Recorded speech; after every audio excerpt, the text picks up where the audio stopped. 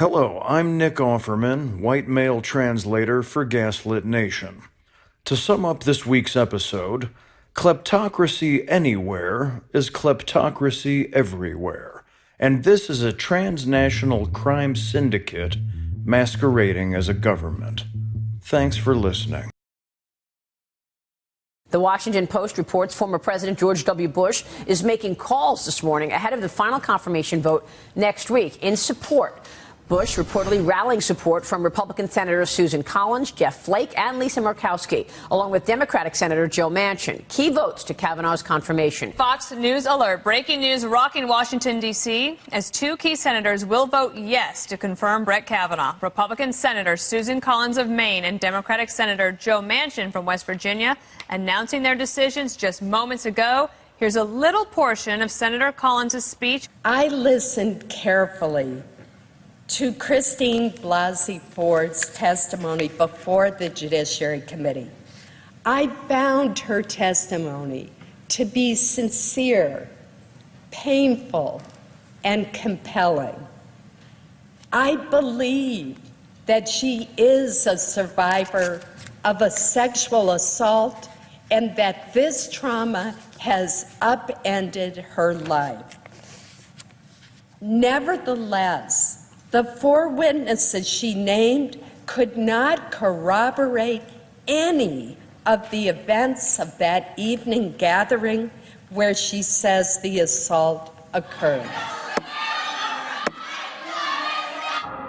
Sergeant at Arms will restore order in the gallery.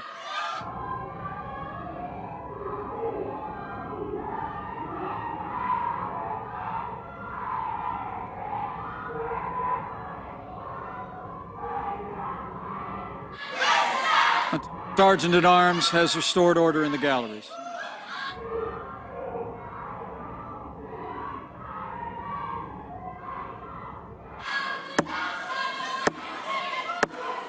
The Sergeant at Arms will restore order in the gallery.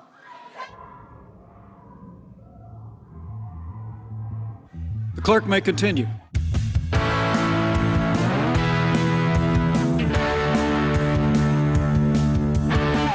I'm Sarah Kendzior, a journalist and scholar of authoritarian states, focusing on the former Soviet Union.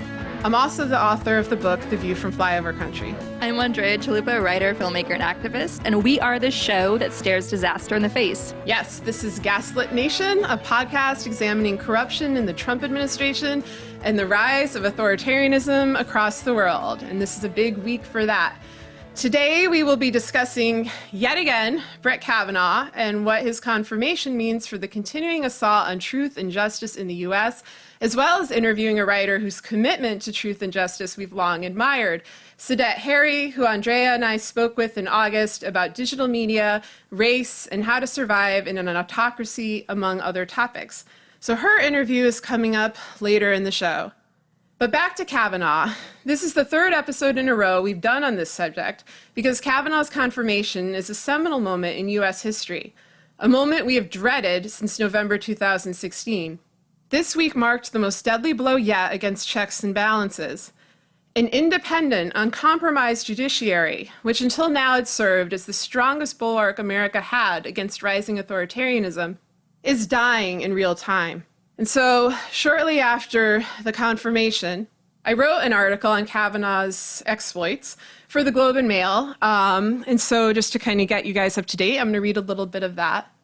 The confirmation of Justice Kavanaugh was at heart a referendum on the integrity of U.S. institutions and the impunity of elites, and the U.S. failed. Senators who purport to believe in rule of law vouched for a judge who sees himself as above it.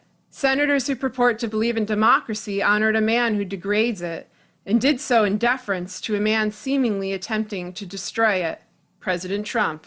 Checks and balances are nearly gone. The executive branch was long ago corrupted, the independent legislature neutered by a GOP majority nakedly seeking one-party rule. Until now, the judiciary had been the strongest bulwark against autocracy, having struck down many of Trump's unconstitutional executive orders during his first year. The Trump administration responded by packing the courts, appointing right-wing judges to lifetime appointments, and purging attorneys they viewed as opponents. Kavanaugh is the final nail in that coffin. This is now Trump's Supreme Court, run on white male entitlement and alternative facts. Kavanaugh is expected to act as Trump's legal lackey, exonerating him regardless of the charge or evidence. His appointment may not only end the efficacy of the Mueller probe, but curtail other attempts to prosecute Trump or his aides on state charges, due to a case, Gamble versus the United States, that the Supreme Court is set to hear this term. Autocrats rewrite the law so they're no longer breaking it, and they hire and fire accordingly. This is why I've been warning for years that Trump, whose seemingly autocratic consolidation grows stronger every day, was akin to a criminal able to elect his own judge or delay his own trial, and now he has. This is why a purge of the FBI was followed by a sham FBI investigation into Justice Kavanaugh, reminiscent of those of authoritarian states, with key witnesses and evidence ignored. So there's more where that comes from, and we're going to be discussing it from a number of angles, but I want to know your reaction, Andrea, to the news of last week. My heart goes out to anybody who's, listening to all of this from abroad, watching from abroad, and just wondering, how did Americans get themselves into this mess? Maybe you've met a few Americans and you might consider us, based on those few encounters, pretty nice people, some decent people. The majority of our country is filled with wonderful human beings, and we know that because the polls show again and again that the majority of Americans were against Brett Kavanaugh, and the majority of our country is actually quite in favor of typically more liberal policies, a more liberal direction, a fairer, freer America for all. The problem, though, is that we have a very outdated system of voting.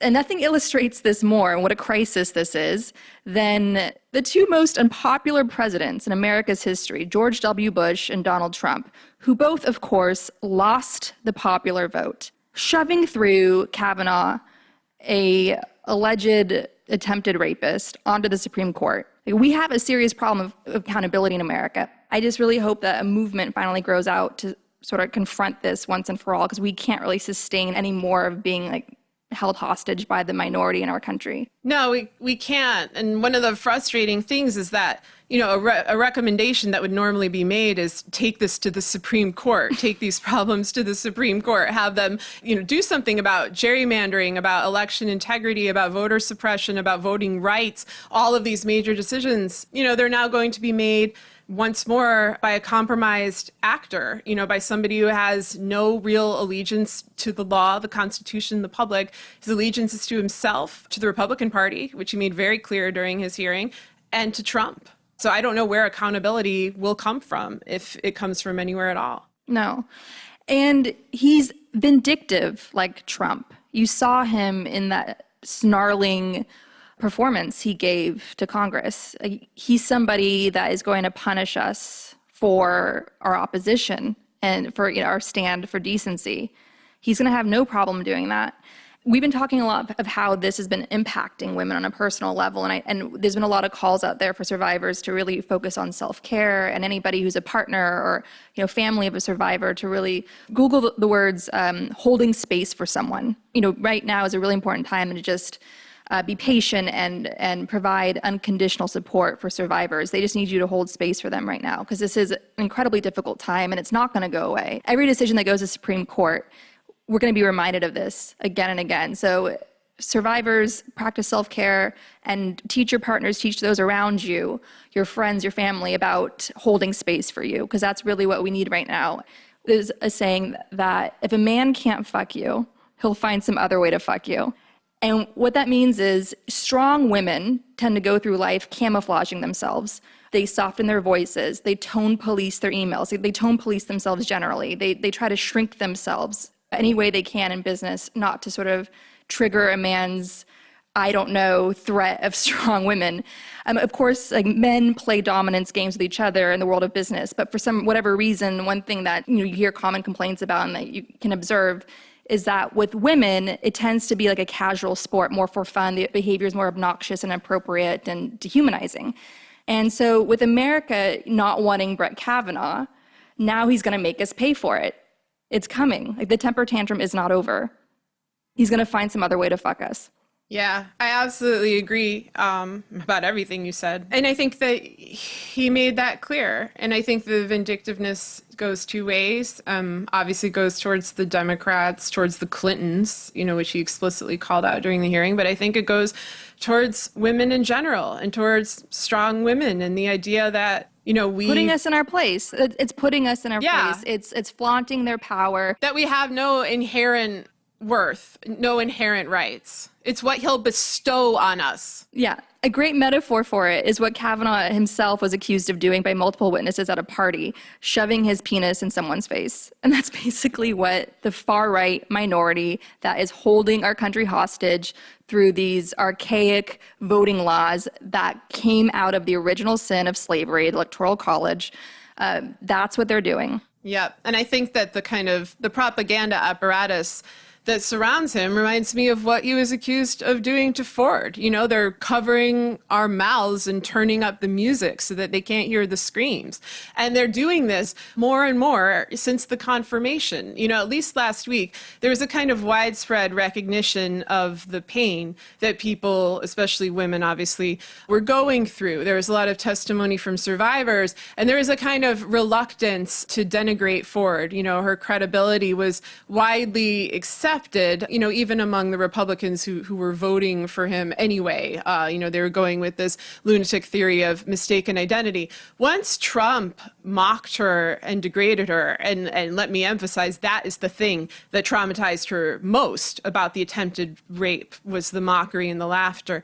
Once he did that, that stopped happening, and she was treated like utter garbage. And now it's as if the Republicans, and not just the sort of Fox News media, but the media in general, are trying to forget all that happened, to forget Trump's speech, forget her testimony, forget his snarling testimony, and kind of chalk it up to a bad day. They're doing the presidential pivot nonsense with Kavanaugh. They're trying to pretend that that was some exception to the rule, but that is the rule. That is who he actually is and who he's going to be, and that's going to underlie all of his decisions and his behavior. So do not let down your guard. Do not fall for this horse shit that people are going to be spewing out. And I think some people just don't want to confront this. They don't want to confront that somebody that cruel and vindictive and unqualified and belligerent is on the Supreme Court. So they're just going to pretend that that's not who he is, especially these DC elites who've had him in their social circles, for such a long time.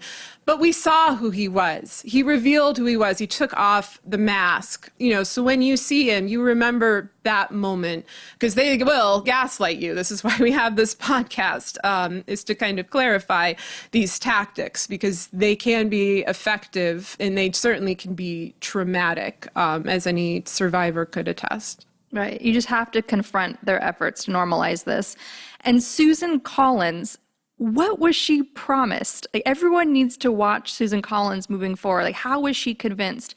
I almost wonder if it was just George W. Bush calling her up or just reminding her of when the Republican Party had some self-respect and maybe giving her a feeling of normalcy again, and that everything was going to be all right, and that the Republicans were in control. Because even though they have all the power, this is a party that looks and must certainly feel very much out of control.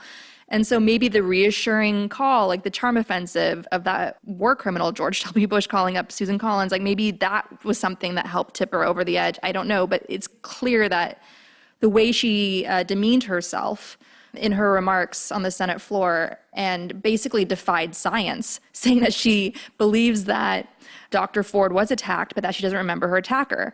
In response to that, experts were weighing in saying that's not normally how it's done. Victims of attempted assaults or assaults, they do remember their attackers, especially if they knew that person to begin with. So Susan Collins' embarrassing performance was very much another example of Republicans lying about science. It reminded me of climate change and how the Republicans handle it. It's the science on sexual assault survivors, it's very clear. This is a trauma that gets embedded in your brain. It can change your personality, and it doesn't go away. She broke the hearts of millions of Americans, not just women, but the majority of us that believe in basic decency. Yeah, I thought it was a cruel speech. It was obviously written in advance. You know, the first half of it, I think, was written during a time before the allegations came forward, but then she just continued along that logic. And, you know, the press often treats this as a performance, as this sort of, you know, little drama, this soap opera that's going on, this will she, won't she. But it's our lives. You know, it's the rest of our lives, you and me. You know, it's my children's lives. It's my daughter having fewer rights than my son. You know, this is a fight for their future. It's young people, you know, who've already lost more than they ever had the chance to know. That's what's at stake. And so, yeah, I'll never forgive that. I don't know the motivation behind it. I think it might be something along the lines of, you know, just clinging to the party line of this kind of tribal loyalty, and of her maybe needing to convince herself that what she witnessed in his testimony was not as, you know, disgusting as what it was. It doesn't matter in the end why. What matters is what she did, and, you know, what we're going to have to do going forward, because this affects so many things, you know, women's rights, voting rights, civil rights, decades of progress being pushed backward by this court. And another thing I wanted to ask you about is how you think this is going to affect Trump and his own legal battles and the Mueller probe going forward. Well, that's what this is about. I mean, that's really what this is about. For me, this felt like a very big Citizens United moment, that Supreme Court decision that said, yes, a corporation is a person, which opened the floodgates to all this dark money that's been tilting our elections across the board. Citizens United gave birth to Donald Trump. And so what will Kavanaugh on the Supreme Court give birth to? What sort of spawn of Satan is coming for us? And I think very much protecting the president and his family in the Mueller investigation. I think that's where this is all headed. And just in connection to that, what you saw with the total farce of the FBI pretending to do an investigation into Brett Kavanaugh, with multiple witnesses saying that they were willing to help, they're willing to provide their own testimony and not being heard. So what you saw this past week was the FBI behaving in such a way that it was almost like it was revealing that it was scared and that it's under control by the President of the United States. Because if they really wanted justice, they really wanted to get to the bottom of this, they would have done a proper investigation. They would have called for these witnesses that were begging to talk, begging to share their stories about Kavanaugh. They wouldn't have put any restrictions on an investigation into someone who has multiple accusers and would be living out the rest of his life until for decades to come on the Supreme Court. And so, yes, I definitely think that this was, again, a reminder this week, this sham FBI investigation in Kavanaugh, that Robert Mueller is not coming to save you. Robert Mueller's not coming to save any of us. And honestly, the only power we have left is, and it is a very strong, substantial power. We have infinite power, in my opinion, from studying movements against authoritarianism, across history, across countries. We in America have it still very, very, very, very good. And we have a lot of rights and a lot of things that we could take advantage of to fight back and really pluck these guys out, pluck out the corruption. And I know that from my years of research and my own work, but I had a really sort of bittersweet evening with some friends from Russia who escaped Russia for a better life in the US. And we forgot our troubles and had a great night. And of course, the conversation kept coming back to Putin and Trump. And it's just surreal for them that they left Russia to come to the US. And now that same kleptocracy is creeping in and accelerating here in a country they thought where they could be safe, a country they looked to for refuge. And it's a scary feeling of not knowing where you could hide. But at the same time, what they were telling me was just a reminder, Fox News is awful, Fox News is grotesque, but they still have some criticism of the President of the United States. They don't even have that on Russian state TV at all. It's just a total pro-Putin carnival.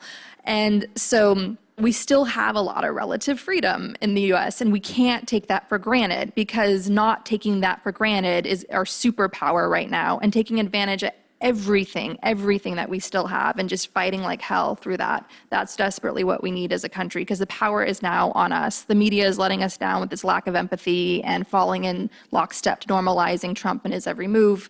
and the checks and balances are getting eroded. So it's up to us now. We need to use every remaining right, every last freedom that we have in order to fight this. And I've been, saying that for a while. I think anyone who has history either living in or, having a lot of friends who are from authoritarian states knows to not take those rights for granted. What frightens me is that we are emulating, the path of power that Putin had in Russia. And you can't make, exact comparisons, obviously. The U.S. has a different history. We have a different electoral structure, all these different things. But the way he consolidated power, this brutal kleptocracy, this mixture of criminal elements, of businesses and billionaires, and of, gradually eroding away at what rights Russians had. And again, you can't quite make this comparison because their rights were relatively new. Their democracy was a new phenomenon. But, they ate away at them. I was thinking about this week because it's the 12th anniversary of the death of Anna Politkovskaya, murdered on Putin's birthday in 2006, and about, the relative rights and freedoms that they had in the decades prior to that and how much it accelerated. And I feel like now we're entering this new era, not just for the US, but for the world, where you have former democracies like the United States, and to some degree Britain, and certainly Poland and Hungary and Turkey, to the degree that those are democracies, aligning with overt autocracies like Russia, Saudi Arabia, China, North Korea. We have Trump proclaiming, his, I guess, romantic love between him and Kim Jong-un. We have this axis of autocrats that's growing, and that I think is, in a kind of way, it's eating away at the possibilities we have to reverse this. They have their own economy, an economy of stocks and of Bitcoin that kind of floats above that of citizens that have jobs and wages. They have kleptocratic inherited wealth. They have dynasties, and they have no accountability. And that's one of the most frustrating things, is that this isn't a new phenomenon. This is something that's been brewing for decades. It's especially been brewing since about 2008 when the market crashed. In episode 3 of the show, we talk about how Mueller gave a speech about this new nexus of criminality, corporations, and government, and how, they are forging with the Russian mafia kind of unstoppable force. And I'm just kind of like, who's left to bring that accountability? And with regards to Mueller, who is investigating all of these things, this is a transnational investigation. It's not only about Americans. We've seen them indict Russians and other international figures as well. When that report is finished, who will see it? Who will read it? Will the public get to see it? Will it make its way to Congress? If Congress especially is dominated by the Republicans, if it goes to the Supreme Court, then what happens? I think we know now. We know what will happen if any kind of thing that threatens Trump reaches the Supreme Court. We already know the verdict in advance. That is a defining feature of an autocracy, is to always know the verdict in advance. And it's one of the most disheartening things. And I am still startled that Mueller did not move faster, because they have been working on this for a very long time. People think this investigation started in May 2017. That's incorrect. They were looking at a lot of these players for, well over a decade. And they must have seen this coming. They must have seen this erosion of possibility happening right before our eyes and its effect on millions of people. And I just don't get it. I'm just kind of, as you said, don't put your faith in a man. Don't put your faith in Mueller either. I hope I'm wrong. Well, look at Don Jr. Don Jr. is walking around campaigning in the midterms when legal experts are pointing to the fact that, maybe he should have been indicted by now. If you read legal experts breaking down what he did. So let me just read from the New York Times, because this tells you everything about how much faith you should be putting into Mueller's investigation. So I'm quoting now from the New York Times. It is a felony to lie to Congress. In a September 2017 interview before the Senate Judiciary Committee, Donald Trump Jr. was asked whether any other foreign governments or nationals offered assistance to the Trump campaign, or whether he had directly or indirectly sought such foreign assistance for the campaign. He said he had not. Then again, he may have committed conspiracy. The article also says conspiracy, an agreement by 2 or more people to commit a crime, whether or not they end up doing so, a powerful tool for prosecutors. Conspiracy charges allow them to hold each conspirator responsible for illegal acts committed by others in the circle as part of the arrangement. To convict someone of such a conspiracy, prosecutors would need to obtain evidence of an agreement to commit a specific crime. a provision of the Federal Election Campaign Act, Section 30121 of Title 52, broadly outlaws donations or other contributions of, quote, a thing of value by any foreigner in connection with an American election, or even express or implied promise to take an action directly or indirectly. Depending on how a grand jury interprets the facts, the special counsel, Robert S. Mueller III, has gathered about the two Trump Tower meetings, it could find that the foreigners violated that law and that Donald Trump Jr. conspired in that offense. So when the Russians said, hey, we have dirt on Hillary Clinton, and Donald Jr. is like, that's great, let's meet, and they have meetings about it, and next thing you know, the Russians are dumping their emails and weaponizing them against Trump's opponent, and doing this with a strategy to distract from the Access Hollywood crime by the pussy tape, for instance. This is a clear quid pro quo going on. And yet, Don Jr. is out there shaking hands, campaigning for Republicans in the midterm election. So the fact that he hasn't been nabbed yet, hasn't been indicted, that just tells you how much strength and power Mueller's investigation has in this beleaguered FBI. There's no reason he shouldn't be indicted. He should be indicted for that. There are other figures who are being investigated, like Hope Hicks, who just took a lucrative job with Fox News. There are lifetime mobsters like Felix Sater, who are going and giving guest lectures at Berkeley and going to parties hosted by New York socialites. And then you have people in the administration, and these are, the people I think are the most dangerous. People like Jeff Sessions, who lied on his security forms, another easy case where you can indict, as well as his role as a foreign policy advisor during the Trump campaign, meeting illicitly with Russians like Ambassador Kislyak. You have, I think, the most dangerous person besides Trump in this administration, Jared Kushner, who also lied on his security forms, likely sold state secrets, has been conspiring with terrible people all over the world. Is it just a tremendous danger, not just to the U.S., but to the world at large? And nothing has happened to him. If Mueller were to indict him, I would feel a lot better about this investigation, because I would feel like it was living up to the commitment of what a special prosecutor should do, which is, serve and protect the American people from harm, because harm is being levied upon us by these people who act with utter impunity. It's unbelievable where we are today. It's almost surreal. This Judiciary Committee is no longer an independent branch of government, and we're supposed to be, the Senate's supposed to be, an independent, equal branch of government. We're no longer that, but we're an arm, and a very weak arm, of the Trump White House. Every semblance of independence has just disappeared. It's gone. And I think that is something historians will look at, and they'll call it a turning point in the United States Senate. We saw this week in a somewhat indirect way with the murder of Saudi Arabian journalist Jamal Khashoggi in the Saudi Arabian embassy in Istanbul. Of course, Kushner is one of the people responsible for building this new relationship with Saudi Arabia, cozying up to people like Mohammed bin Salman and, basically helping him pull off a coup last year. And now Khashoggi is dead.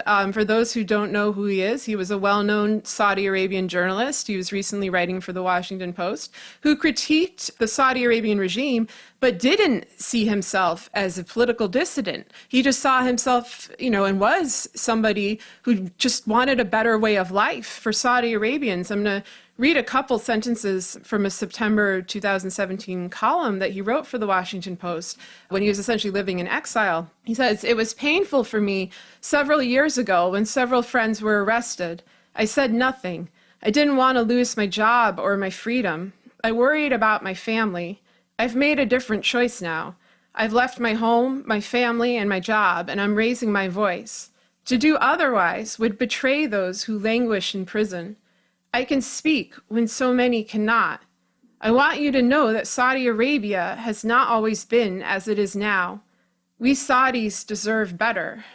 And so now he's dead. He was tortured and he was murdered. And this act was likely carried out by a brutal regime that Kushner has enabled. And so, there are consequences to letting these guys get away, with all of these machinations, with not clamping down on blatant criminality. We'll never, I think anyone hearing those sentences, would recognize the pain that he was in and the bravery it took to write them and the loss, of this man as a writer, as an individual, and as somebody who valued, his dignity and just wanted a better way of life for his country. It's such a simple prospect, and it's something that this band, this axis of autocrats, is dedicated to destroying. Yeah, no, I think it's just a reminder that rhetoric matters. Rhetoric matters. And so when you have this destruction of values, like this domino effect of states falling to the far right and attacking journalists, attacking opposition leaders, it spreads. Those values spread. So when the president attacks journalists, the president of the United States, that's giving permission for corruption out there to flourish and to take out journalists, and it normalizes that. We've seen that from the start. It shouldn't come as a surprise. During the campaign, Trump was encouraging, his most rabid followers to physically assault journalists and saying he would pay the legal fees. And in the last few weeks, he's been ramping up that kind of rhetoric at rallies, extending it beyond journalists to attacks on anybody he sees as opposition, including Democrats. And it's extraordinarily dangerous. If there was some sense of accountability, whether it's merely, losing support in the election, losing votes, but also just, going to jail for murdering somebody, then maybe we would feel more secure, but just as we were talking about the sham FBI investigation that happened, it doesn't feel like there's anywhere to go to if you're threatened. And, you and I have both been threatened, and your sister has been threatened. And a lot of those threats were fairly severe. And I don't think we've ever told anyone the full story, and maybe we'll save that for another day. But, one of the most frightening things about that experience was knowing how alone we were, that there wasn't a trustworthy body to turn to, that there wasn't anywhere to get protection beyond, hiring private security. And a lot of other journalists have come forward with their own stories. It's this thing that kind of, seethes underneath all this horse race rhetoric and palace intrigue tales. There are a lot of terrified U.S. journalists, and rightfully so. And I think that they are people who don't know how to deal with authoritarian states. I see writers who come from states that either experienced extreme violence or authoritarianism. They recognize the signs. They know, how to cover it, and they know to some extent, to the best that they can, how to protect themselves. But I think a lot of journalists are in denial because it is so scary. And if you confront it head on, you have to sort of reevaluate everything you've thought of about your country and everything you do in terms of your daily life and your self-protection. Yeah, and it's not only that we felt threatened, but also turning to people in the media in 2016 for help to get the story out. Some were just thought we were crazy. And one friend in the media actually wanted to do an intervention with me and told me in November 2016, and after Trump won, she's like, you need to stop with this Russia stuff. Oh, I had so many people telling me that. I remember after the election, Foreign Policy wanted me to write an article about comparisons between Uzbekistan's dictator and Trump as a kleptocrat. And so I was tentatively agreeing to do this, but I said, what you really need to examine are Paul Manafort and Russia. The story was dropped. It's really important. You need to look at this. It's much more enormous in scope than anybody is giving credit. And, Russia very likely interfered in this election. And, that was an email I wrote on November 10th or something. And he wrote back and said that I was a lunatic that needed psychiatric help. I think he used hysterical. It was so gendered. So of course I just went and wrote about it for somewhere else. So bye, Foreign Policy. I haven't written for you since then. Who's hysterical now? But it's incredibly frustrating. And so I go through this kind of mixed emotions of pity and protectiveness for other journalists, because I think no matter who you are, well, maybe not like Sean Hannity, but like most people, I don't want to see anybody getting killed. I don't want to see anybody getting harmed or getting censored or threatened or any of that. But in order for that to happen, we need to stick together. We need to recognize that this is an unacceptable threat, and that when one journalist is threatened, all journalists are threatened. And I don't think that people are quite there yet. And then meanwhile, we have this wave of killings of journalists across the world. It happened in Malta earlier in the year, and it happened this week in Bulgaria. Bulgarian journalist Viktoria Marinova was killed, and she, like the other journalists who have been killed, was investigating corruption. She's the third high-profile journalist to be killed in the EU this year, the fourth since the start of 2017. And it's a frightening thing because that's what, we're looking into as well, and, what other journalists are looking into and what many have been shying away from, because you face these type of potential repercussions, and that's a terrifying prospect. And the dog whistles matter. If you, Chuck Grassley blaming, saying that protesters were funded by George Soros, like that's the dog whistle that all the far right love. That's a dog whistle that unites Putin's far right and Trump's far right. And that is, the dog whistle of the Jewish banker. That's like the meme they've created around George Soros, Papa Soros, who funds us all. What the hell are they going to do when Soros actually dies? All this shit just blows my mind, because I'm kind of how did George Soros even become this mainstream figure? I first heard of Soros because I heard of Open Society, and they funded a lot of programs that helped human rights and journalism in Eastern Europe and in the former Soviet Union, kind of a niche thing, not really the person I would have thought they'd choose as, the potential Satan, or the elders of Zion conspiracy stereotype. But yeah, I don't know what they're going to do when he's gone. And it's such a complicated phenomenon because people putting out the Soros anti-Semitic myths, it includes a lot of Jewish people in the Trump administration, people like Stephen Miller, like Kushner. You're hearing fascist rhetoric from Kushner's close friend Netanyahu. And so it's this really bizarre and double-sided phenomenon. And I guess my final word on it is just it's unacceptable in every respect. It doesn't matter who you are or, what you're intending. If you're making anti-Semitic conspiracy theories and trying to rile people up to kill Jewish journalists or to kill journalists in general, you're a despicable person. But it is an underexamined phenomenon, I think, in some respects, is exactly how did this narrative get started? No, white extremist groups are the most dangerous terrorists in America right now. And then you had, just this past week, a Jewish school in Virginia being vandalized, being tagged with swastikas. This is why the dog whistling, the normalization, all of it, the gaslighting, it matters. And the only successful trickle down that the Republicans have ever been able to achieve is the trickle down of their hate, the white supremacy coming down. And that's really what they've unleashed here. What has gone on here, Senator? I mean, you've had people thrown out of restaurants. You've had people shamed and criticized online, and obviously protesters in your face. First off, do you believe George Soros is behind all of this, paying these people to get you and your colleagues in elevators or wherever they can get in your face? I have heard so many people believe that. I tend to believe it. I believe it fits in his attack mode that he has and how he uses his billions and billions of resources. I think it's really sort of interesting reminder that it's in everyone's best interest to take care of the most vulnerable in a society. And let's just examine the FBI for a second and its history. So if you look at sort of the FBI on how its own history of racism in America, how it harassed Martin Luther King, how it tried to silence him, how it worked with the Chicago PD to assassinate Fred Hampton, the leader of the Black Panther Party. And then, of course, they've infiltrated Black communities. They've had this whole history of racism.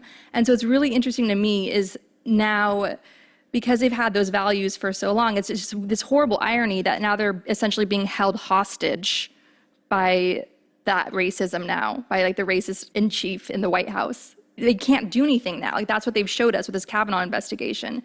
So it just goes to show that you have to really watch the values that you keep, because it can come back to haunt you. You can become a victim of the hate that you're putting out there in the world. And that's really what this reminded me of this past week. Yeah, and I'm afraid of this. Like, as you said, the FBI has a very mixed history and a very bad history, when it comes to race relations, civil rights, spying on, dissidents in the U.S. Who aren't doing anything more than trying to fight for a better way of life. But you also, of course, have, the FBI, at least until recently, clamping down on the mafia, clamping down on militia groups, on white terrorist groups, and Trump not wanting them to do that, redefining the terms of terrorism, labeling everything Islamic extremism, and really not wanting them to investigate white supremacist terrorist groups or people committing hate crimes, like the people, spray painting swastikas on buildings or desecrating Jewish cemeteries or desecrating mosques. Because those are his voters, and he also, it's meant to make a shift in political culture. And so I've been trying to figure out, what's been going on with the FBI since 2016, because there does seem to be such an internal fissure, such a divide, where it's clear there are people who are trying to do the job that they're tasked with of keeping Americans safe, of keeping our freedom safe. And then others who seem to be acting as, Trump's internal operatives, for those, who are interested. Earlier episodes of the podcast, I think in episode 2, we talk about some very bizarre rhetoric that came out around the time Comey released his second email, the one, claiming that Hillary was being investigated, that, a former State Department official came out and said, we've held an internal coup in the FBI, like we, meaning the Trump camp, control the FBI now. And he was dismissed as an insane conspiracy theorist. But you have to remember that insane conspiracy theorists are Trump's advisors. This is a guy, like, he invites Alex Jones to the White House to, give his thoughts on national affairs. This is mainstream. The fringes got pulled to the center. And so I really wonder, what's happened with the FBI, how trustworthy they are, and how much independence do they have now? Could they have done more when it comes to Kavanaugh? I've heard mixed things about this. Or are they merely a constrained organ of the Trump administration, not on their own volition? But either way, if that's what they are, then again, we're in a lot of trouble. Then it comes back to the Mueller probe, and that has its own limitations. And so, it's enormously frustrating, both about Trump's crimes not being investigated, but also the broader threat to public safety. When the most vulnerable citizens, non-white citizens, immigrants, anyone who's of a persecuted group are able to be persecuted without consequence. That's a nightmare. That's, antithetical to anything this country should stand for. And I guess I just wish I knew what ground we stood on. And just to be clear, there are really good men and women across the FBI, and they depend on trust in their local communities to do their investigations. And, my heart really goes out to them because they are patriots, they are decent people, and this is a critical time in our country. And if there's any consolation, it's taking the long view in history. And America has a history of burning itself down and then rebuilding. And right now, the Republic is on fire. But of course, the people who are always on the front lines of this are people of color, especially women. And just a reminder, as exhausted as you may be, if you feel like you've been fighting for so long and that you're just poisoned by the surreal news cycle, the best thing you can do right now is, sure, stay in your despair for a bit, but then get out as soon as you can, and just choose faith over despair. And just any little action you can take, whether going to a campaign near you and just adding your energy, just bringing, you need to be the cavalry now. We need the cavalry to come in. And especially look out for campaigns of people of color or any sort of community organization, especially with women of color. They have been on the front lines protecting us for a very long time, and they're going to continue to do it because their lives literally depend on it. But you just can understand, being a human being yourself, that they must be exhausted. So anything you can do to lend your energy, lend your spirit, lend any sort of encouragement, and just get in there and say, how can I help you? What do you need help with? That's what we're talking about don't lose faith in your country. We still have a lot of resources to take advantage of to turn this around. We still have time. There absolutely is time. And just begin now and look past the midterms. This isn't just a sprint to the midterms. Take a longer view. Look over the next decade. 10 years from now, what kind of country do you want to have? And just start pulling this into your life. And I'm telling you, once you make the decision to choose service, to choose doing something instead of nothing, your entire life opens up. So for instance, on October 31st, 2016, I hit rock bottom emotionally. You all know that story. I ran to Ben & Jerry's and I dunked my face in a carton of ice cream. And if I had stayed in my despair a little too long, I might not have met Sarah Kendzior on Twitter. Okay, so that's how you get rewarded, by choosing faith over despair and just stepping out there into the world and saying, how can I help you? What can I do? And that's what we need to do over and over and over again. And another personal story I want to share really quickly. I just spent the last 14 years working on writing and producing an independent feature film, not a documentary, but a feature film. Even my own parents thought I was crazy for a very long time. There's nothing more depressing to immigrant parents than not becoming president of the United States or an anchor on the Today Show. Like, it was heartbreaking for them. And even into year 13 of this project, I still had people I respected looking at me as though I was like crazy, like patting me on the head. Oh, you have a screenplay, dear? That's nice. And I saw my friends in journalism that I started with speed past me and become editors at fancy magazines or get their own show on cable news. And meanwhile, I'm like juggling all these freelance assignments and feast or famine as a freelancer and like trying to get this film into production and just trying to get people to take me seriously. Well, we just wrapped production with the 3-time Academy Award nominee, an absolutely insanely talented cast. I've watched the final film several times this month alone, and it's an absolute, our director is a master filmmaker. It's Agnieszka Holland. She did Europa. People are comparing our film to her next Europa, which is a masterpiece. And so all of this is to say, independent filmmaking is a constant exercise day after day of staring disaster in the face and choosing faith over despair. I did that for 14 years. So for your next 14 years, you have to make that choice. We all have to make that choice of choosing faith over despair every single time. Another thing I want to say is, as a woman, we have a very hard time putting ourselves out there in the world. I felt very embarrassed and shy saying I have a screenplay, I want to produce it. So the thing that really got me to take myself seriously was, in the 2008 economic crash, I thought, okay, well, if I make this film, I'm going to be creating jobs and opportunities for people. And that was really like the pure intention I had that helped me get out into the world. And then on the last night, the very last night of production, the very last night we ended shooting the film in Scotland, one of our superstar angel production assistants, this brilliant guy, this Polish hipster kid whose poor job was to chase after me and help me get to where I needed to be. He's Polish, we spoke fluent English. And on that last night when we wrapped the film, he said to me that his father wanted him to become a coal miner, just like his father was. And his father imagined this whole life of him working in the coal mines of Poland. And instead, he got this job to work on a film, and he got so emotional that he had to take out his laptop and pull up Google Translate and type into Polish what he wanted to say. And it came out into English, "That's because of you that I have this job." That was one of the highlights of this entire 14-year journey. What it reminded me of, and what I want to just share, is whatever intention you begin a project with, a journey with, whatever intention you start with, that is what you'll end with. And so going into the midterms, it's not about the midterms. It's about what kind of country you want to create. We're burning right now. We're soon going to be ashes. America's burning down to the ground. So what kind of country do you want to now rebuild? What kind of future do you want? Do you want to get rid of the Electoral College? Do you want to create a living wage? Do you want green jobs? Do you want to turn your entire state government blue so you can enact all these great programs in your state without Mitch McConnell's interference? What do you want to do? What are your dreams right now for your country? Because every day for the next 14 years, you have to work towards those and start now with whatever that intention is, because it'll be there waiting for you 14 years from now. Reach out to people in your community, put serving others first, put helping vulnerable people first, because you're not your job, you're how you treat people.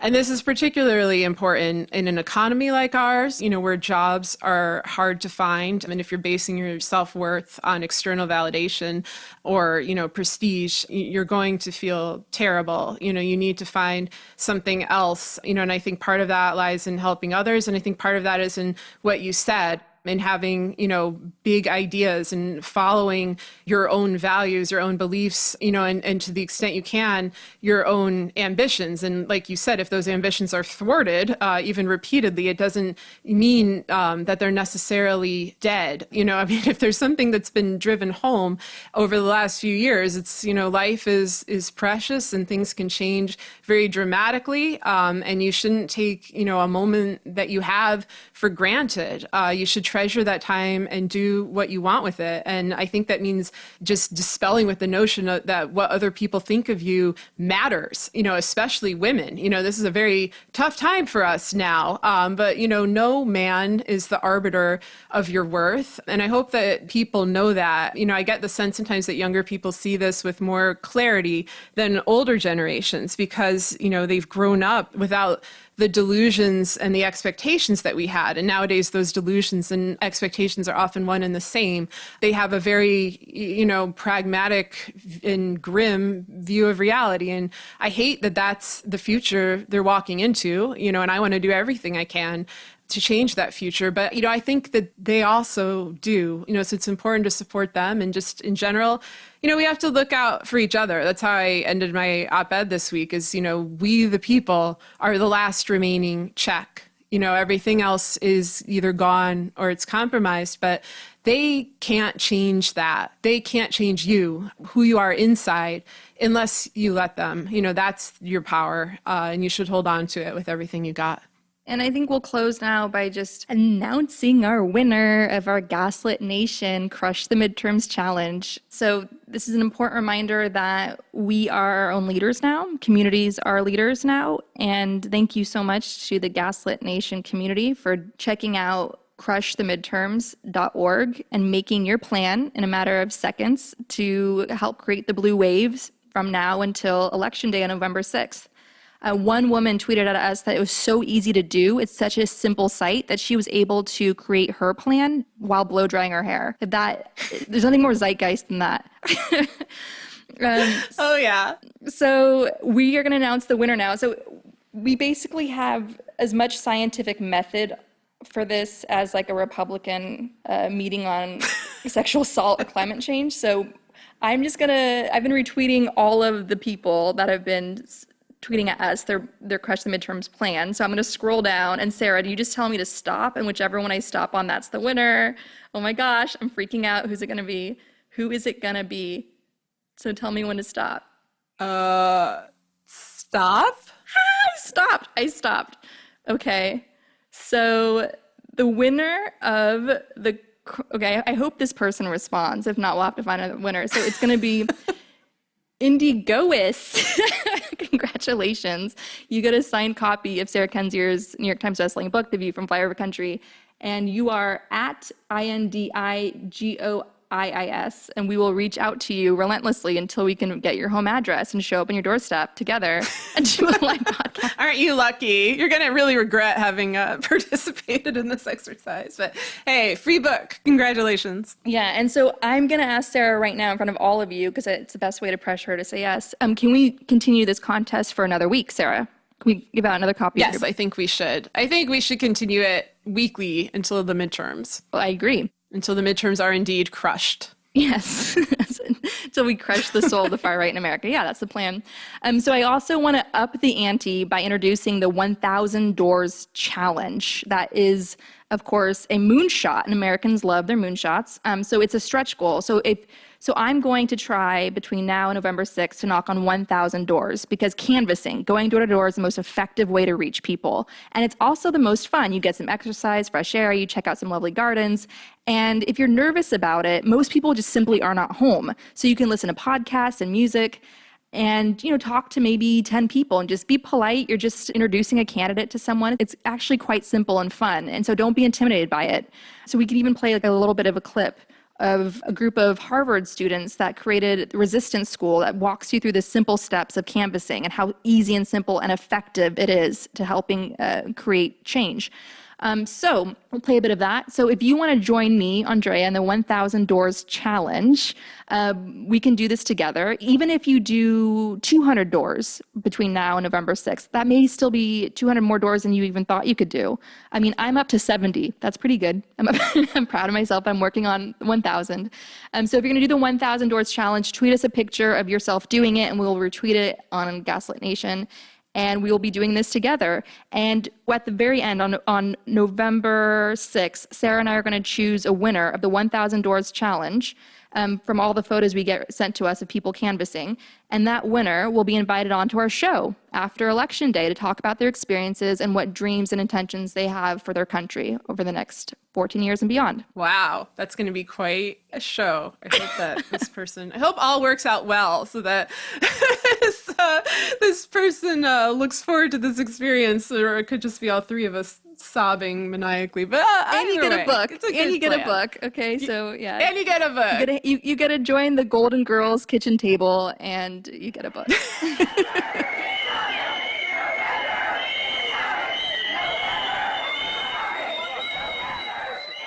Tip number 1, make sure you're talking to persuadable people. Now, that's hard to know, but if you're part of a program that's doing this well, then your team will have identified folks potentially open to being persuaded one way or another. And those are the doors you're going to be knocking on. Sometimes you'll find a voter who's got a really strong opinion developed already. That's okay. Just move on to the next door, because remember your goal is to talk to persuadable voters. Tip number 2, remember that effective persuasion conversations are about listening. It's not about arguing your facts or saying every word on your script. That means asking questions like, what issues matter to you most? Or what do you think? Tip number 3, build a relationship. I know it's difficult in a short time, and it's very important to be real. So the shortcut here is to use a tactic I call as someone who. Use it and you kind of force yourself to relate. Yes, I understand that as someone who works as a teacher. And remember, it does not need to be extreme, it just needs to be you. Tip number 4, you're not going to persuade someone in 30 seconds on the door. That's okay, because it's not your goal. It's to make a dent and help the person start to see it this way. Because remember, you literally cannot persuade someone. They're going to persuade themselves, and that takes time. Fortunately, your conversation isn't our only shot. It's part of a broader program where the campaign is going to engage the voter many times. Tip number 5, data, data, data. Other volunteers are going to be knocking on doors too. And you'll help others just like yourself if you record the information on the walk sheet that you're provided. If you don't do it, the program will likely need to repeat your work. Hi, welcome to the interview portion of Gaslit Nation. I'm very excited that we're finally posting our interview with writer and cultural critic Sedat Harry, which we taped in August. First, I need to explain a few things about this interview and some changes we at Gaslit Nation have since made on the production end. Gaslit Nation is now a fully independent podcast. We've parted ways with Dame Magazine for a variety of reasons, though I'd like to emphasize that while we're no longer affiliated with them, we still encourage you to read the solid journalism Dame is doing on social and political issues. One of the reasons, however, that we parted ways is that Andrea and I were unhappy with the production quality of our early episodes. A key example of the problems we faced is the fact that much of this excellent interview with Sedat, which we were so excited about, was rendered inaudible due to poor production. You'll still hear a bit of lackluster audio from me in the following clips, and I apologize for that. But I think that what she's saying is really important, so we hired another editor to clean up the interview and preserve it for you. Because Andrea and I have made Gaslit Nation fully independent, we are now paying the production team ourselves, which means that we're relying on our audience for financial support. We encourage you to subscribe and donate to our Patreon. Even $1 a month makes a difference in keeping us going and allowing us to go weekly. Anyway, back to the interview with Sedat. For those of you who don't know, Sedat Harry is a writer, cultural critic, scholar of digital media, and prolific tweeter who is well known for her analyses of national and international politics, race, class, feminism, and other topics. Back in the summer of 2014, Sedat was among the Black female activists who called out the weaponization of Twitter by hostile actors in real time. These actors were later revealed to be among the operatives mapping the social media landscape for the Kremlin, the Trump campaign, and other dangerous parties. Sedat's warnings, much like mine, were ignored or dismissed by most journalists and politicians. Had they not been, and had Twitter cracked down on imposters and mob harassment, we might well be in a different place. There's been a refrain among pundits since 2016 that no one saw it coming. This is frustrating to hear, both because it's a lie and because it shows who they consider to be no one. In 2014, Black women saw it coming and called it out when it mattered, only to have their research presented as a new finding by white men once the Mueller probe kicked off in 2017. Before getting to her interview, I'm going to read the introduction to an article Sedette wrote in June 2014 for Model View Culture called More Than the Message. I want you to think about this in the context of what we face now. So here it goes. We aren't all in this together. The risks, rewards, and danger for bringing about any kind of major change is weighted on prejudice, access, and sometimes sheer luck. The perception that we can form an amazing bond stretching across class, culture, and geography to create moments of fantastic affinity through hashtags, fundraisers, and shared emotion. Find the message, get it out, and get everyone on board. It sounds idyllic, it plays simplistic. The rush to get out the message ignores the real consequences of safety, power, and sustainable support. PR management of these moments of affinity become more important than the policy shifting. In a new media landscape where the old school values of racism, classism, and sometimes well-intentioned but utterly selfish savior complexes run rampant, the necessary care to protect the most vulnerable is slipshod at best, if not absent altogether. That article is from 2014, but we still face the same issues of abuse of power, of lack of compassion, on a new political scale, is witnessed through the rise of neo-Nazis and the abuses of the Trump administration and other repressive parties. In August 2018, I asked Sedette when she knew that the weaponization of social media was helping give rise to these changes. It's strange for me to say about what I knew because my focus has always been not about what I knew, but who are we talking to? And are we having a good enough conversation that we have some idea of what's going on? I started online because of a family event. My father was deported. I talked about this. And there weren't people who were talking about it from my perspective. There was a lot of immigration as an idea, and that's come right back around right now. And I'm about to fight everybody and their mama over that, but that's later. But this whole thing of that I don't hear myself. I don't see myself. I don't see myself represented.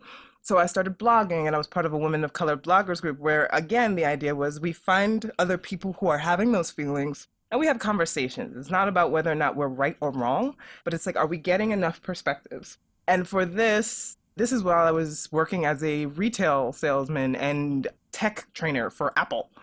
And people would talk about the joy of tech. And I'm like, you know tech when you have to teach someone how to do their email, when you have to teach someone how to help their mom. And that's how you get these real experiences of tech. So a lot of my analysis wasn't kind of high level what I studied, even though what I studied is important. It was very much, this is how I'm dealing with people every day, how they're dealing with tech, and we're not talking to them. I then became community lead of the Coral Project, which was building better communities around journalism, better comment systems. Everybody went, no, we don't need comment systems. And I've always said, I have no problem with people saying we don't need comments. I have no problem with people saying I don't have the bandwidth to deal with comments. The issue is always, if you don't have comments, how do you have feedback? How do you hear from the people who you are making product with or from or to? And there was this, oh, no. And then the election happens.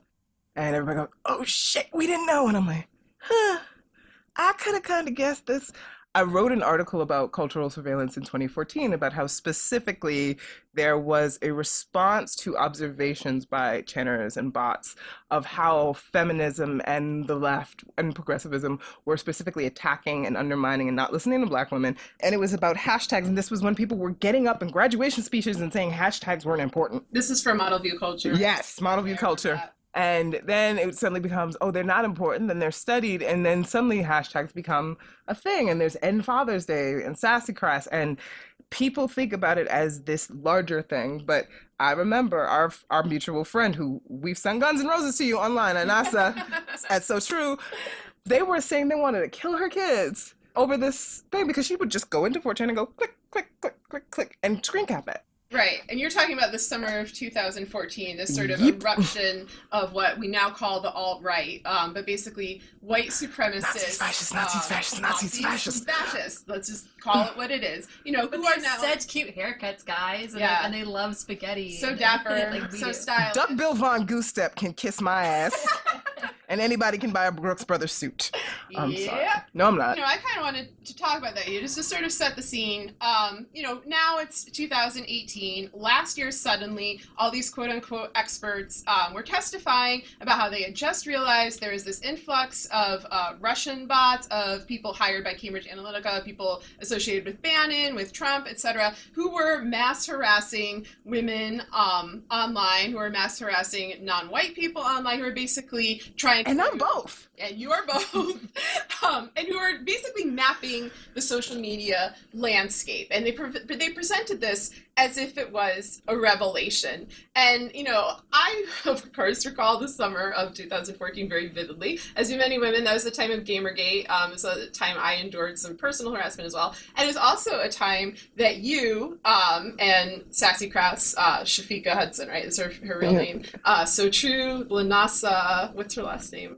Anasa Crockett, Feminista Feminista Jones, right. Mickey Candle, Jamie Nesbitt Golden, every black woman who's a journalist who seemed slightly south of middle class, right, was going through it. Right. And so do you want to describe, like, what were you going through? Like, what was happening on Twitter at that time? I might be a little off, but I think it was around the time that Hugo Schweizer had his big, I admit to...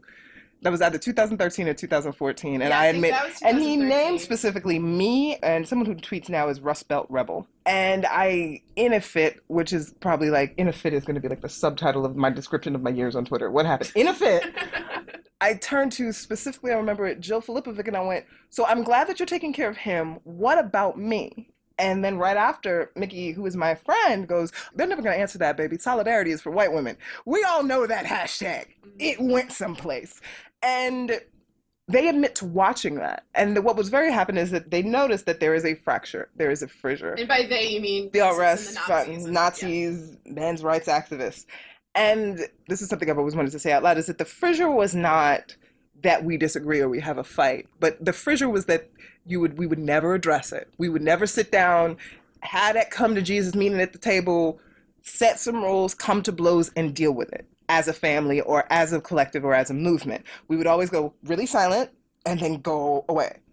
And we would say, these are the people who are not taken care of, and these are the people who we can pick off. And that is always the method. You figure out who is not going to be taken care of. You figure out who's most integral or who is most good at looking at what you're not when they're not taken care of. And you keep going. And that's just been the practice. And it's been the practice for 4 to 5 years. And it's infiltrated into, I always tell people, I'm mass comm. I like all mass communication. So religion, TV, media, all of that. But you'll see it pop up in all of these things where it's like, when you look at abuse, when you look at how people are treated, it's about who you don't take care of. So a lot of times people go, well, we're going to take down this person and this person. I'm like, that is, to me, always a terrible strategy. What I want to know is who we're going to take care of, because that's who they're looking for. Because the most important people who are not going to be the people who attain some power. They've already been integrated into the power structure. It's going to be the people who might shift the power structure. And how do we make sure that they do not have those options? Who are we not listening to? And that to me was a very big example of, I think, how it went for the next 4 years. And people talk about the alt-right and the Nazis and the fascists. And I'm always, sometimes I think people think I'm very simplistic, but I'm just like, at the end of the day, I can't control what they do. Right. I can only whoop their ass or they can whoop mine. That is pretty much, they've established that with that political standpoint, their goal is my destruction. Right. What I can control is what we do, what resources we build. So what are we going to do? So flash forward now, we get a lot of 2018. There are a lot of folks who are like, oh my God, I don't know what is going to happen. And I feel like I'm always like, that's nice. You don't know. So what we doing? And online, I think we do lose some nuance. People weaponize that word a lot because we can't hear inflection and we can't hear tone and things like that. And that's where what I studied comes up. Is my major was history, my minor is theater. So I get that about whatever people like try to tell me about, well, you don't understand about written communication versus in-person communication. I have a minor in theater. I have 9 years of opera study. Yes, I do understand about it. I can do it in 3 languages. What I'm saying is we at some point really have to turn the focus for what they're going to do. What they're going to do is in general try to destroy us. That's the point. That's the end goal. I know that. What I need to know is what we're doing to protect each other and ourselves. And it gets very interesting because you always turn, and when you ask that question, it's just, yeah, okay. But we don't like your tone, and I'm like, okay, you're never going to like my tone. You're never going to like my tone. You didn't like my tone when I was nice. You don't like my tone in French. You don't like my tone in Spanish. You don't like my tone when I'm pleasant. You don't like my tone when I use my natural accent. You don't like my tone when I use a British accent. You don't like my tone when I use my mama's accent. You just don't like my tone. That's great. You don't like me. I don't like you. We can agree. We don't like Nazis. What are we going to do? Me and you can fight tomorrow. Exactly. So what do we do? We have hard conversations.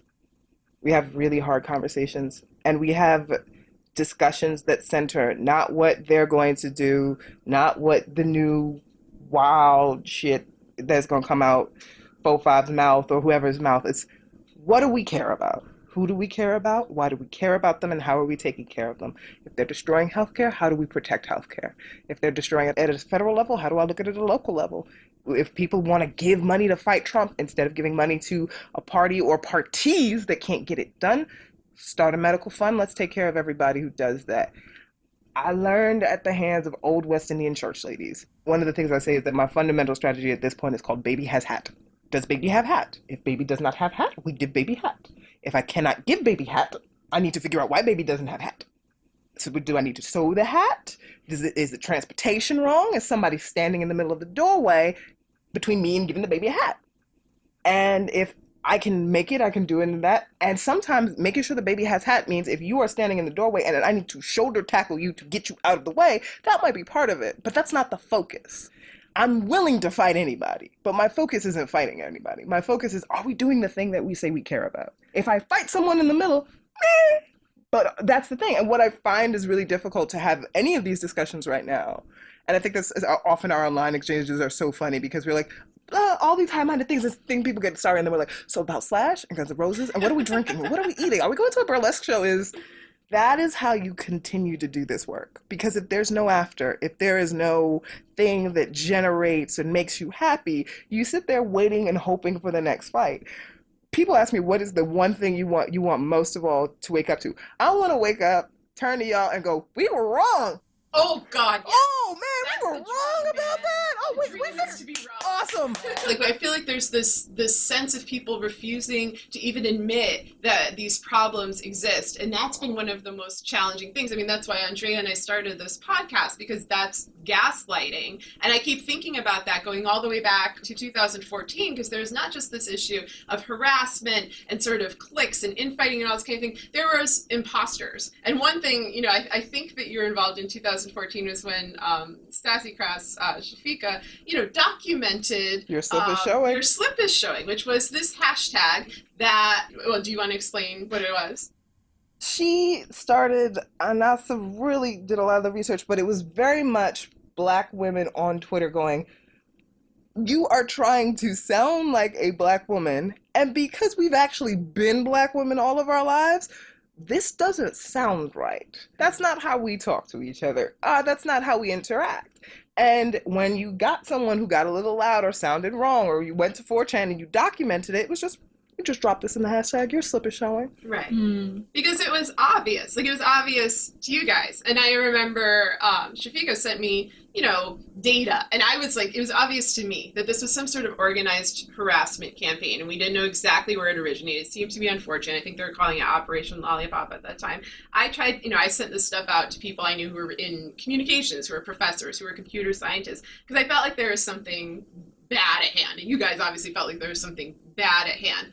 And it was dismissed. Your slip is showing. Even the verbiage of that is very much grounded in a Black Southern femme culture of, you're not ready to be outside yet. I'm first generation American, but one of the things that a lot of this is like, we talk about 2014 as the nexus of this in terms of social media, but this is historic. This is from people are like, oh, we can't believe the racism. And I'm just like, well, I has a degree in history. It could happen here. Magna, 3 foot, is this, there is this, it is part of the way we've conducted ourselves. When people ask me, when you really look at binary code, I gave a talk at the Museum of Modern Art, and I said, I look at the Treaty of Tordesillas.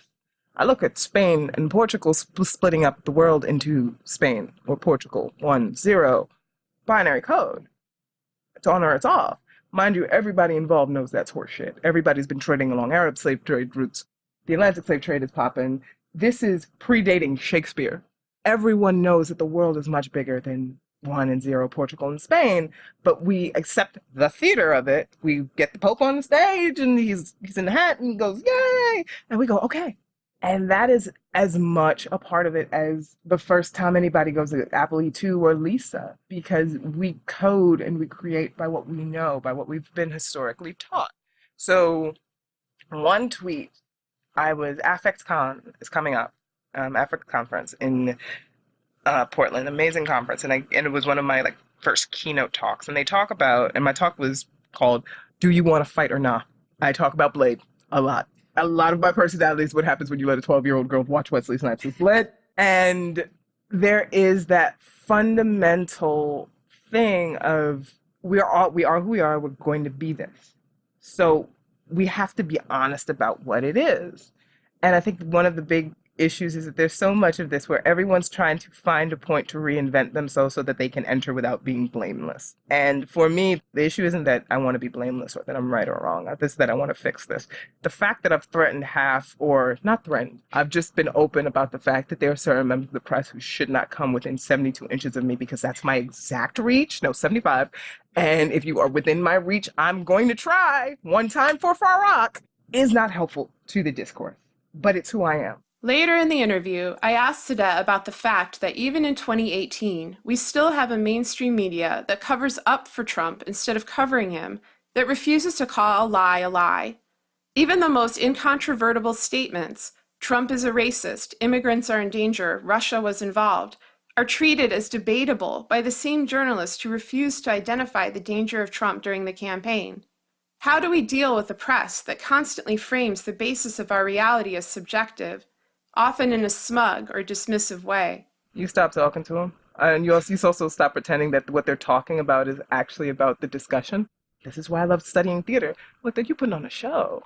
You get money for this show. You get to stay important because of the show. And that's the show. And it's important to study the show as a fact of its communications. So it serves a purpose. It does a thing. And we have to acknowledge that. But it also is not the same thing as finding out what people think. Now, some of them are abject racists, and I shouldn't be the one talking to them. I don't think that they need any more high-profile, glittery coverage. We done good. But even in those stories, there are the little bits and pieces that I'm always wondering. We're like, oh, well, yeah, it's hard for me sometimes in my area because these people won't talk to me, and I can't even go to this coffee store. And I'm like, so why haven't I talked to the person in the coffee store that won't let them in? Or that there are black farmers and they're losing their farms, or they're fighting these things, or I have those questions, these questions, the questions of let's actually start having discussions with people, with the news, what's happening, what's going down, how does it affect, what are the actual things people need to know? That is what interests me. That is where my next thing is. I'm like, so if you have a small newspaper, how do I get you to keep that up? If you need to get connected to somebody in another country, how do we get that up? And I want to do it all in the open. I'm not people are like, well, we have to get more people at tables. We want to get people at more things. And I'm like, I agree that person probably will not be me below a certain pay scale because I don't want to. But that there is this deep decision that we have to come up with one mode and then go. We do part of the way that they're working that they are not is, and I say this all the time, if I say something that is analytical or hits too close to the truth or is a question that hews too close to a line of where there may be a fracture point, I don't need an egg timer to clock the bots. You got 90 minutes, 90 seconds sometimes. There'll be a bot in my mention, there's someone in my mention, which means I haven't cleared out Signal accounts. Someone is paying attention. I've been trying to have certain conversations with major leftists and major papers for years. For years now. They will not talk to me. We talked more about this lack of empathy in the media, particularly in certain callous op-eds put out by columnists who act as if they're not dealing with actual people and don't care about the repercussions of their words. I asked Sadet what can be done, and what I love about her response is that while so many of us, especially this week, have been put in a constant reactive position as we deal with the horror of this administration, she reminds us of what we're fighting for. It's not about what you hate, but what you love. the ultimate thing is it's mean and it's cruel. And a lot of it is just to what end, to what purpose? And this idea of ultimately it flattens the world so much. There's constantly discussion of both sides. And I'm like, that is the most reductivist, insulting way to look at this great, big, beautiful, amazing world and say that it's both sides. There are only two. We have dimensions. We have different perspectives. There are people who get along great, who have completely different views. A lot of our jokes are like, the Midwest, far out, Missouri, Ukraine, London. I did theater, stats. But we all have this thing. We are interested in the world. And what bothers me about a lot of this is that these are not folks who are interested in the world. They're not interested in something. They just want to start screaming. That is what Primal Scream Therapy was for. Tears for Fears made excellent songs, but it's been done. What do you love? What do you care about? And I read these things that there's always this, well, it finally made it okay for me to, and I was like, no, that's the shit you tell your therapist. What do you actually love? What do you want to see in the world? And with a lot of these, our side, I hope everyone can visually see the air quotes I'm making, and the other sides, I just want to know what you love. Trying to find what people love. I like working in journalism. I like working in opening up tech, because what I then look for is, instead of looking for the next person I want to throw a chair at, I look for things like, who's telling me the story of the South? Who's telling me about Appalachia? Who is making archives of Black music? Who is chronicling back Black dance? Who is taking the inability to make a physical museum and putting it on Instagram? Who is chronicling the libraries of Eastern Europe? All of these things, there are things we love. There are things that are important. Who's watching foodways? And these are all things that we could be concerned about. And when you look at those things, when you sit there and say, what do you need to make so that you can have what you love? You have different conversations, you have different strategies, you have different ways of being in the world. And the more you do that, the less space you have for a lot of the other stuff. But it's also not something that you treat as soft. It's loving. You can be loving and kind, but you go back to the idea that sometimes to protect what you love, you gotta be willing to throw some goddamn hands. So if I love Black theater, which you do, and somebody says that Black theater isn't a real thing, they might have to fight me. But I'm not fighting them for the joy of fighting them. I'm fighting them because I love something. And too often, when you talk to these journalists, when you talk to these places and these faces and these spaces, I'm like, what do you love?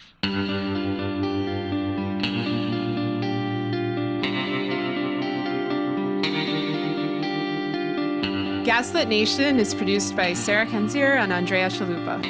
And our editor is Nick Torres. If you want to help us, leave a review on iTunes. Every review helps us build our audience. And check out our Patreon if you like what we do. Thanks for listening.